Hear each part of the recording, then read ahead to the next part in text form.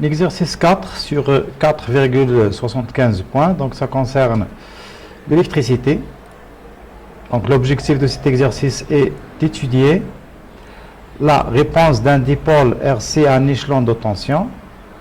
Et en deuxième partie, les oscillations électriques non amorties dans un circuit LC. Et troisième partie, donc c'est la modulation d'amplitude d'un signal. On commence par la première partie qui concerne la réponse d'un dipôle RC à un échelon de tension. Je vais lire donc l'énoncé. On réalise le montage représenté sur le schéma de la figure 1, celui-là, donc c'est cette figure-là, constitué des éléments suivants.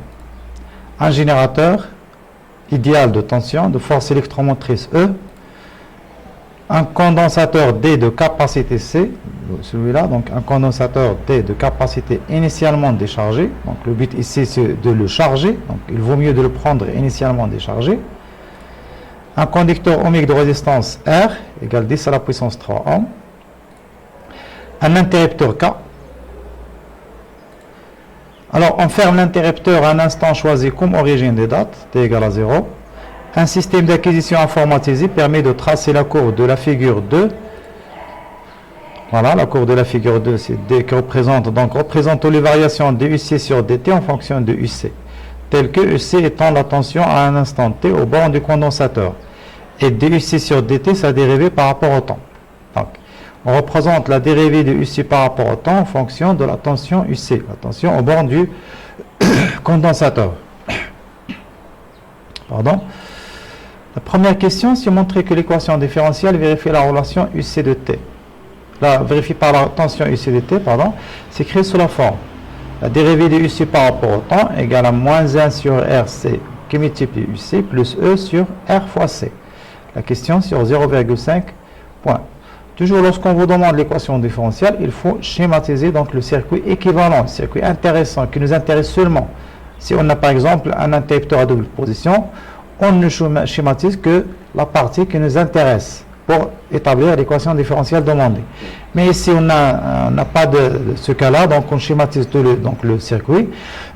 Pourquoi? Pour faire apparaître les tensions qu'on va utiliser dans la loi d'additivité de tension.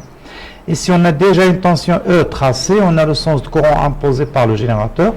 On a la tension UC, elle est déjà tracée, mais on n'a pas la tension aux bornes de la conducteur ohmique. Donc on doit tracer la tension aux bornes du conducteur ohmique en utilisant la convention récepteur, c'est-à-dire que la tension, la flèche qui représente la tension ER, il a un sens opposé au sens de circulation de courant électrique dans le circuit. D'après la loi d'activité des tensions, UC, la tension UC plus UR égale à E. C'est comme la relation de Charles concernant les vecteurs. Et d'après la loi d'Ohm, on a la tension aux bornes de conducteur ohmique égale la résistance du conducteur ohmique qui multiplie l'intensité de courant qui traverse ce conducteur-là, donc UR égale à RE. Je remplace dans l'équation de la loi d'additivité de tension UR par RI, donc ça sera UC plus R égale à E. Or, on sait que pour le condensateur, I égale dQ sur dt qui est égal à C DUC sur dt, donc ces relations de base pour étudier le condensateur. Donc je remplace ici I par C DUC sur dt, donc on aura l'équation UC plus R C DUC sur dt égale à E, que je peux écrire sous la forme demandée, c'est-à-dire je laisse la dérivée sans coefficient, c'est-à-dire je dois diviser par RC, donc il sera UC sur RC et c'est E sur RC. Je dois mettre moins 1 sur RCUC de l'autre côté. Donc ça sera DUC sur DT égale à moins 1 sur RCUC plus E sur RC. Donc ça ressemble à l'équation d'une droite, bien. C'est la forme f de x égale à AX plus B. F de x égale à x plus B. A c'est le coefficient directeur, B c'est l'ordonnée à l'origine.